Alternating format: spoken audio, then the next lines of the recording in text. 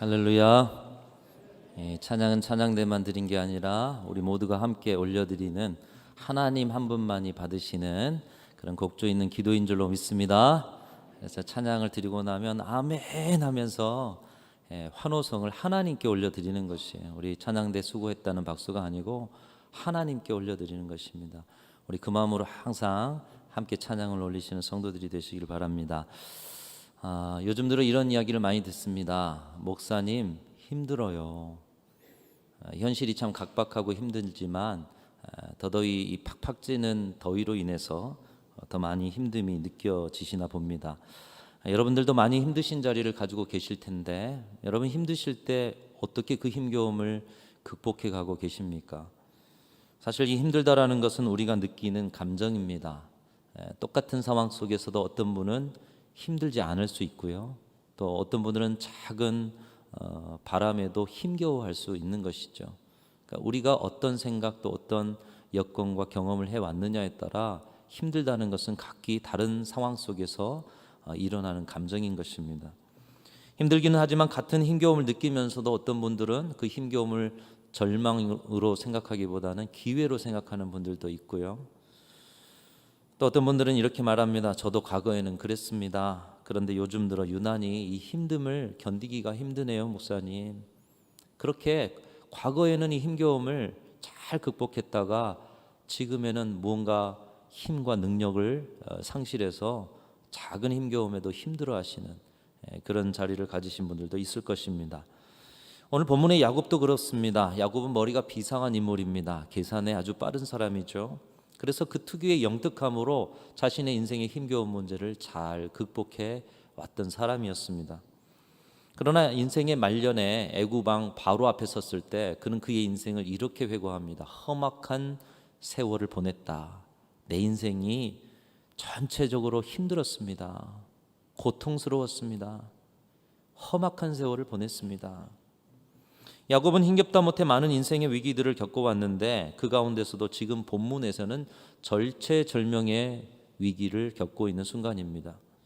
감사하게도 오늘 본문은 그 위기를 신앙 안에서 어떻게 극복하는지, 그의 다가온 힘겨움의 문제를 상황 가운데 어떻게 그 일을 극복하는지 우리에게 가르쳐주고 있는 것입니다. 오늘 본문의 상황을 보면은 야곱이 형 에서의 장자권의 축복을 대신 받고 도망쳐서 피한 지 20년이 흐른 후에 모습을 보여주고 있습니다.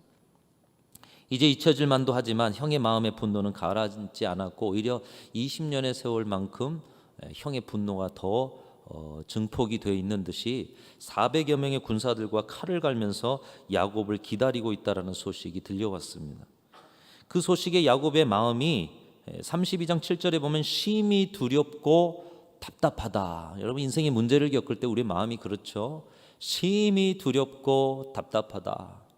32장 11절에도 보면은 그 기도의 내용, 하나님 앞에 기도를 올리는데 기도의 내용에 겁이 나기 때문입니다.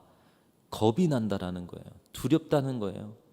흔히 말하는 걱정과 염려와 근심의 문제가 자신의 마음속에 어떻게 감당할 수 없어서 이제는 겁이 나고 두려움으로 밀려오는 상황이 지금 야곱의 상황이었습니다.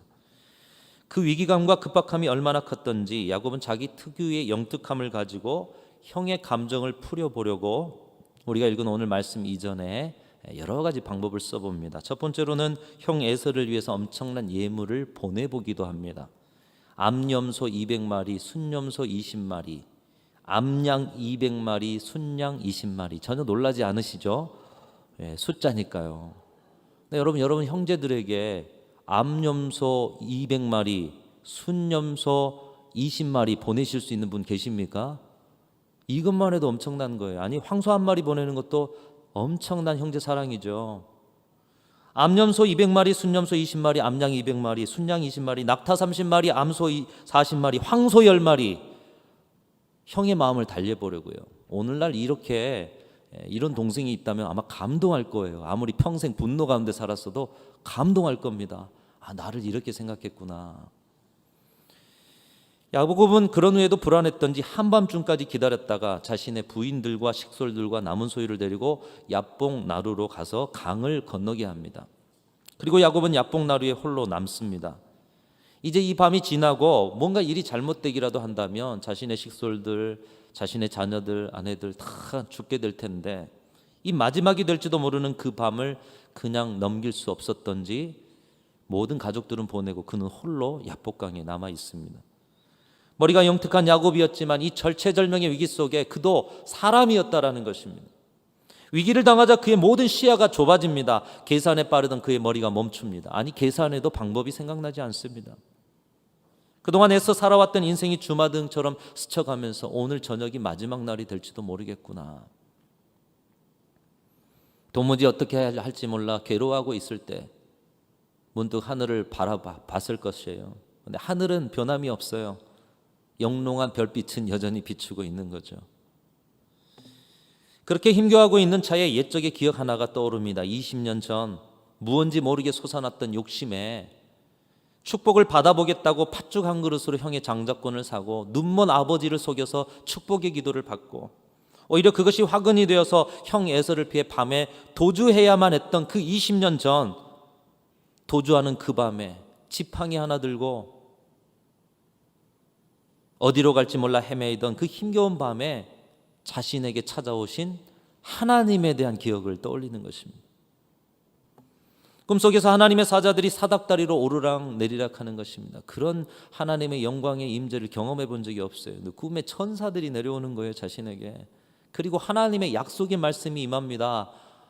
너에게 내가 동서남북 어디를 가나 그 땅을 너에게 줄 것이고 너의 자손을 내가 허락할 것이다.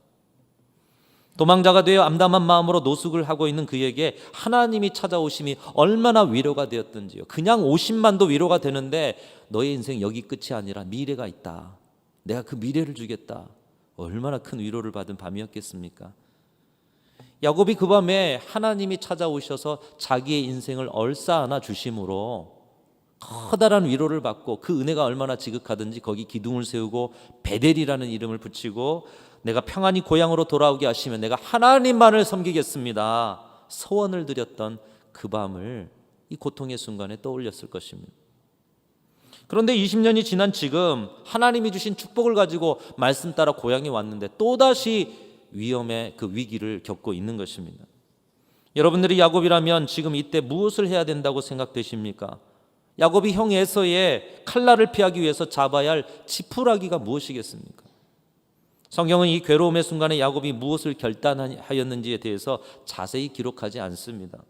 그냥 자신들의 식솔들을 야복강가를 건너게 하고 자신은 무슨 할 일이 있었는지 몰라도 야복강 나루에 남았다, 이 정도로만 표현하고 있습니다. 그리고는 갑자기 어떤 사람과 야곱의 씨름에 대한 이야기가 기록되고 있습니다. 우리는 이것을 야곱의 기도다, 야곱의 기도다, 이렇게 말들 하고 있습니다. 그가 어떻게 기도하기를 시작했는지는 알 수 없지만 그의 기도는 간절했고 생명을 걸고 이 위기의 상황을 축복의 상황으로 바꾸어 주기를 기도했습니다. 당신이 내게 축복하지 않으면 제가 당신을 놓아드리지 않겠습니다. 가게 하지 않겠습니다. 나에게는 당신의 축복이 필요합니다. 야곱이 얼마나 절실했고 얼마나 두려웠고 얼마나 그의 마음이 힘들었는지를 알 수 있는 대목입니다. 야곱은 위기 속에서도 자신은 물론이요 아무 세상의 어떤 것도 그 힘겨움을 대신할 수 없다라는 것을 알았습니다. 야곱은 그 상황을 넘어서는 길이 오직 하나님을 깨달았던 것입니다. 그 길이 뭐냐? 하나님이 축복해 주시는 것. 하나님이 인생 가운데 이 절망의 위기 가운데 하나님의 축복을 받는 것. 위기 속에서 그가 깨달은 것이에요. 하나님이 축복해 주시는 이 위기를 극복할 수 있다라는 것이었습니다. 베델에서 자신의 인생을 얼싸안아 주셨던 그 하나님, 20년 후에도 이 절체절명의 위기 속에 그 하나님이 찾아오셔서 나를 얼싸안아 주시고 내 인생에 복 주시면, 축복해 주시면 오늘 내가 이 위기를 극복하고 정말 하나님 말씀대로 미래가 있는 인생을 살게 될 것입니다. 절실한 마음으로 천사와 씨름을 하고 있는 것이죠.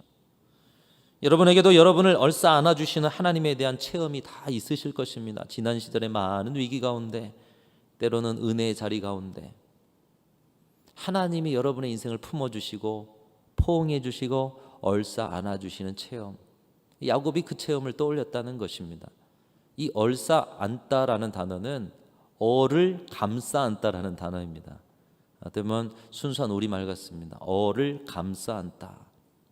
하나님은 우리의 육체, 우리 인생의 문제만이 아니라 우리의 영혼과 전 존재를 품어 안으시는 분이신 줄로 믿습니다.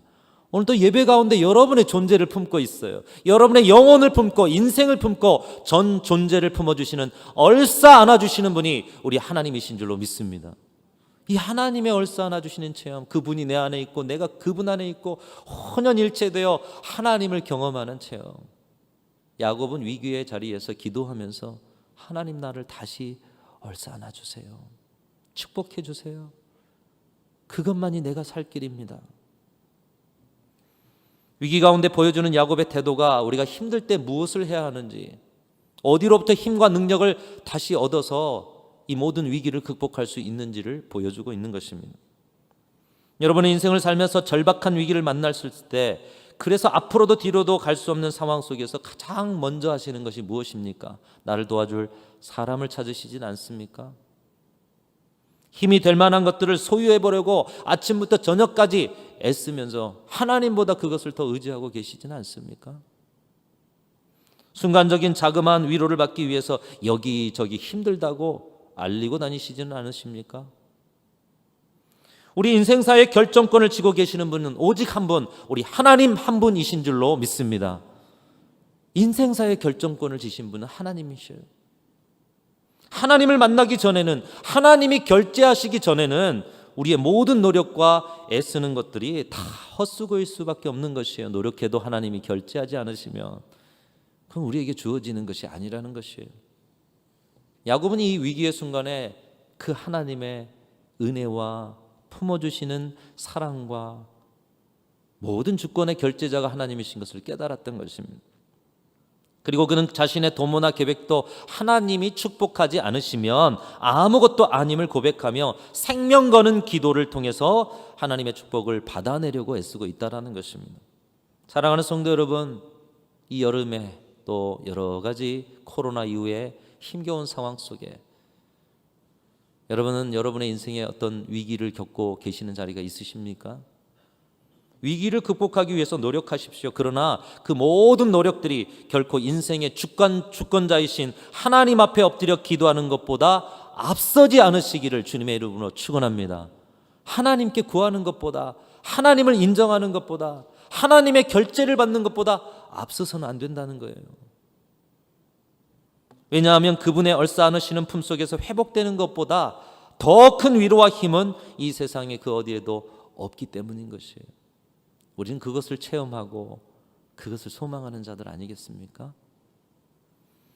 기도는 그 자체가 하나님의 기적과 역사에 동참하는 하나님의 능력이 임하는 자리이기 때문에 여러분, 하나님 앞에 엎드려 그분의 결제를 구하는 것보다 다른 무엇이, 다른 노력이 앞서지 않는 그런 신앙으로 살아가시기를 간절히 소망합니다. 이런 말이 있습니다. 새는 날개가 아무리 무거워도 그것을 떼어버리지 않는다. 왜냐하면 그 날개 때문에 날아오를 수 있기 때문이다. 여러분, 새가 무겁다고 날개 떼버리면 날 수 없다는 거예요. 어부는 돛이 아무리 무거워도 그것을 잘라버리지 않는다. 왜냐하면 그 돛이 아무리 무거워도 돛으로 말미암아 배는 앞으로 나아갈 수가 있기 때문이다. 기차는 화통이 아무리 무거워도 그것을 끝까지 달고 다닌다. 왜냐하면 그 무거운 화통이 없다면 1m도 전진할 수 없기 때문이다. 비행기는 날개가 아무리 무거워도 날개를 작게 만들지 않는다. 왜냐하면 그 큰 날개로 인해 높이 날아오를 수 있기 때문이다. 어떤 사람이 시계에 달린 큰 줄을 보고 시계가 힘들어하는 것 같아서 그 줄을 떼버렸다고 합니다. 여러분, 옛날 시계는 이 추가 왔다 갔다 잘 돌아야 시계가 같지 않습니까? 근데 시계가 힘겹게 보여서 줄을 떼버렸대요. 시계가 가요 안 가요? 못 가는 거죠. 우리가 힘들다 하면서 나 힘든데 무슨 기도야. 힘들다 하면서도 기도의 날개를, 기도의 돛을, 기도의 화통을, 기도의 줄을 떼어버리고 다른 곳에서 힘을 얻으려 한다면 우리는 그 어느 곳에서도 그 위기를, 힘겨움을 극복할 힘을 얻을 길이 없는 것이에요. 기도의 자리가 무거워도 엎드리셔야 한다는 거예요. 먼저 기도의 자리로 나가셔야 한다는 거예요. 이민 가서 남부럽지 않게 성공한 분이 나이 60세에 말기에 암이 들었습니다. 입원해서 고통 가운데 있는데 많은 사람이 위로한다고 찾아오셨어요. 힘내십시오, 힘내십시오. 거기에 대해 대답을 뭐라고 하겠습니까? 고맙습니다, 고맙습니다. 그런데 한두 사람 또 여러 명의 사람이 왔다 가니까 마음에 분이 차오르는 거예요. 아니, 내가 힘을 낼 힘이 있다면, 힘이 있으면 내가 여기 있겠나? 낼 힘이 없는데 무슨 힘을 내란 말인가? 그런데 어느 날 가까운 목사님이 찾아오셨어요. 이렇게 말씀합니다. 이제까지 혼자 힘으로 대단한 인생 사셨지만 이제는 도움을 받으셔야 할 때입니다. 다시 말하면 당신은 힘이 없어요. 도움 받으셔야 돼요. 이 말에 이분이 깜짝 놀라서 묻습니다. 무슨 말입니까? 도움을 받다니. 누구에게 도움을 받으란 말입니까? 그러자 목사님이 살아계신 하나님을 소개하는 거예요. 우리에게 힘 주시는 하나님을 소개하는 거예요. 이사야서 말씀을 소개합니다. 오직 여호와를 앙망하는 자는 새 힘을 얻으리니 독수리가 날개치며 올라감 같을 것이요 다른 박제라 해도 곤비하지 아니하겠고 걸어가도 피곤하지 아니하리로다. 여러분, 우리에게 힘 주시는 분은 우리 하나님이신 줄로 믿습니다. 그분을 앙망하면 독수리가 날개치는 것 같은 높이 나를 수 있는 비상의 힘을 공급해 주시는 줄로 믿습니다. 목사님이 다녀가신 후에 아내에게 이렇게 그분이 말했다고 합니다.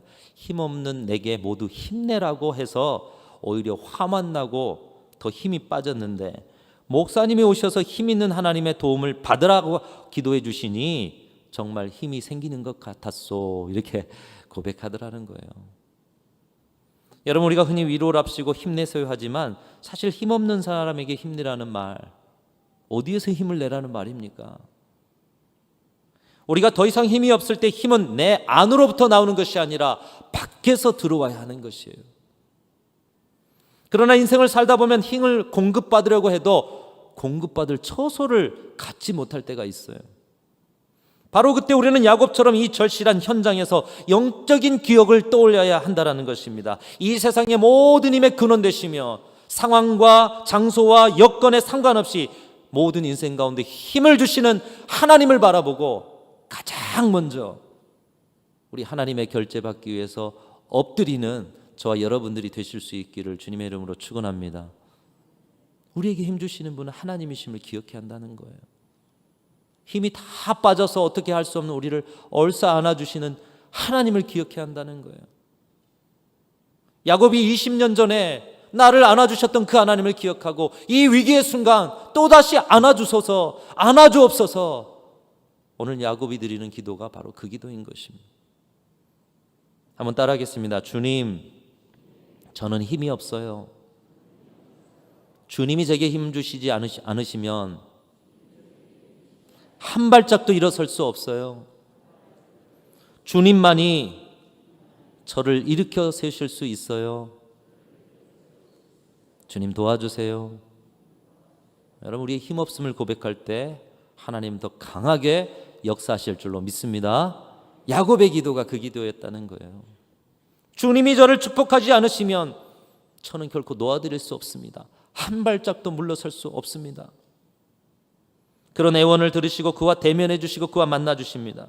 세상 어떤 누구도 그 마음의 답답함, 그 마음의 고독함을 이해해 주지 못했는데 하나님은 그 두려운 밤에 야곱의 절실한 기도를 들으시고 뿐만 아니라 그가 왜 지쳐 있는가, 어떻게 힘을 얻어 새로운 인생의 길을 갈 수 있는가, 그에게 새 역사를 열어주셨다는 것입니다.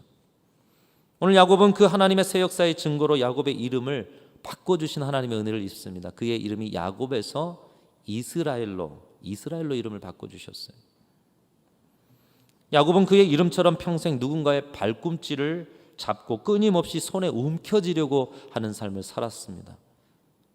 여러분, 오늘날 많은 사람들의 자리가 야곱과 같은 사람들의 자리 아니겠습니까? 누군가의 발꿈치를 잡아서 끌어내려야 내가 올라가는 세상, 무언가를 하나라도 더 움켜쥐어야 마음의 평안을 얻는 세상. 오늘날 세상이 야곱처럼 살아가고 있어요. 평생 내 손에 내가 원하는 뭔가를 움켜쥐어야 마음 든든하고 안도의 한숨을 지었던 야곱, 형의 발꿈치를 끌어내려야 자신이 축복받는다고 생각했던 그래서 악착같이 수단과 방법을 가리지 않고 사는 삶이 야곱의 삶이었는데 그에게 찾아오셔서 그의 인생을 바꿔주셨어요. 하나님이 주신 힘과 능력을 공급받고 살아가는 이스라엘로, 모든 사람에게 축복의 근원이 되는 이스라엘의 삶으로 바꿔주셨다는 것입니다. 우리 주변에도 보면 이름을 바꾸신 분들이 있습니다. 근데 나이가 들어서 아니 그 연세에 왜 이름을 바꾸셨을까? 평생 사셨는데. 근데 그만큼 세월의 수치와 힘겨움을 바꿔보고자 하는 열망이 있었다는 거예요. 새 삶을 살아보고자 하는 열망이 그분에게 있다는 그런 증거인 것이에요.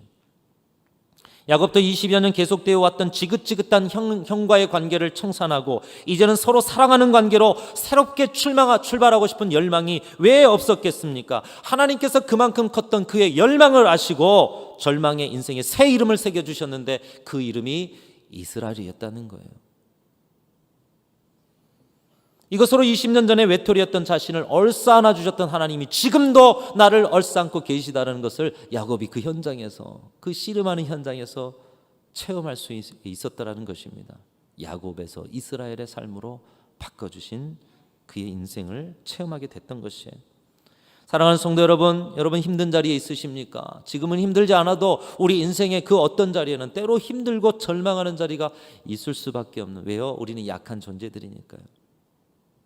그러할 때 야곱과 같으시기를 주님의 이름으로 축원합니다.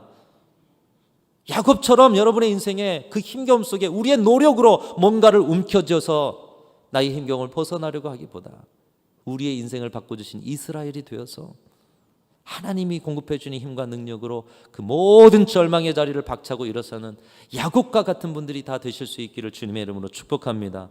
그러기 위해서 우리가 서야 될 자리가 어떤 자리냐? 영적인 그 기억의 자리, 우리 하나님 앞에 먼저 나아가 그분의 결제를 받는 기도의 자리. 여러분, 진정한 평안은 우리 안에서 움켜쥐려 애쓰는 야곱의 생애를 버리고 하나님으로부터 공급받으려는 이스라엘의 생애를 살아갈 때 거기에 하나님의 힘과 능력과 은혜가 공급되어지는 줄로 믿습니다. 여러분의 생애도 야곱의 생애를 점검하고 이스라엘의 생애로 가셔야 한다는 거예요. 바로 그 하나님의 은혜가 기도의 자리에서 공급된다는 것입니다.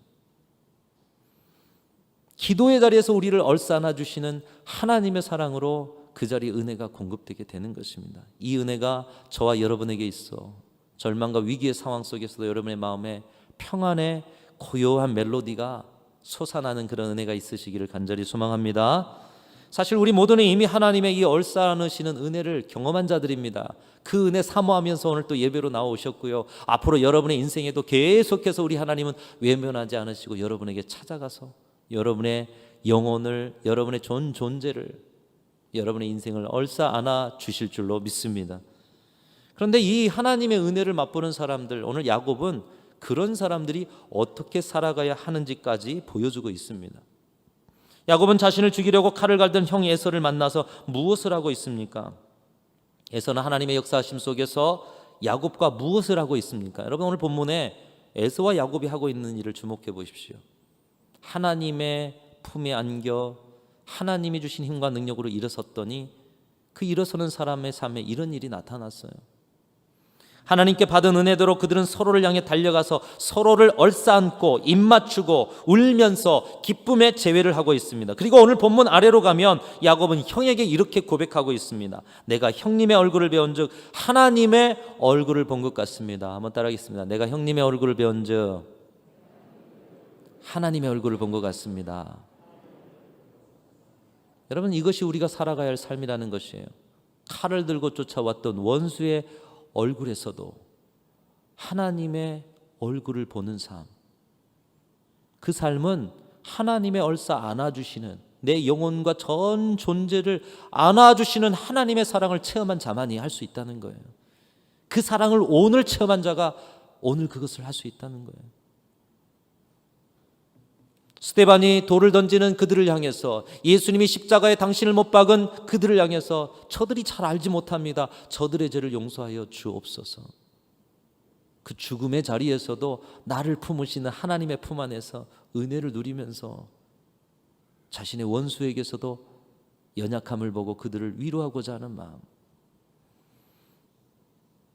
2004년 유엔이 선정한 올해의 세계 지도자상을 받은 사람이 있습니다. 가장 탁월한 토크쇼 진행자로 그 당시 알려졌던 오프라 윈프리라는 흑인 여성이었는데요. 이 여성이 어린 시절을 비참하게 보냈다고 합니다. 부모님은 빨리 이혼을 하고요. 아버지 손에 자라는데 오갈 데 없는 곳 전전긍긍하면서 이 아버지의 여러 가지 힘겹게 하는 삶의 무게 속에서 살아가야 했다는 것이죠. 그 당시를 기억하면서 이 여성이 이런 말을 인터뷰 가운데 했다고 합니다. 저는 어린 시절 저의 아버지가 단 한 번도 저를 안아주신 적이 없고 저의 어머니가 단 한 번도 저에게 사랑한다는 말을 해주신 적이 없습니다.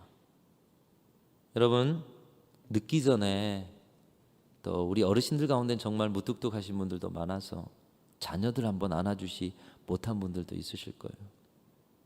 사랑한다는 말 해본 적이 없으신 분도 있으실 거예요.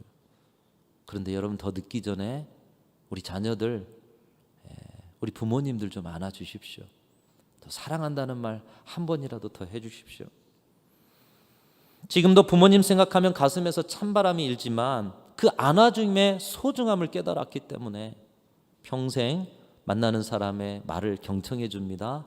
그리고 당신의 인생은 참 가치 있습니다. 들려줍니다. 그리고 그들을 포옹해 줍니다. 품어줍니다.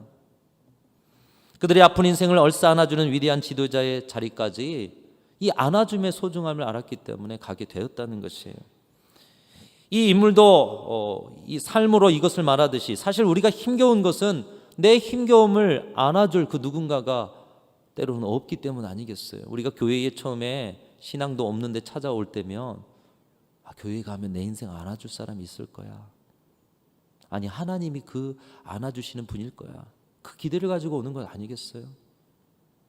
사랑하는 성도 여러분, 우리는 우리를 얼싸 안아주시는 하나님의 사랑을 이미 받은 자들인 줄로 믿습니다. 아니, 지금도 하나님께서는 이 예배의 자리에 여러분의 삶의 모든 위기의 자리까지 찾아가 주셔서 야곱에게 하셨던 것처럼 여러분의 인생을 축복하고 여러분의 인생을 얼싸 안아주시는 우리 하나님의 따뜻한 사랑을 보여주시는 분이신 줄로 믿습니다.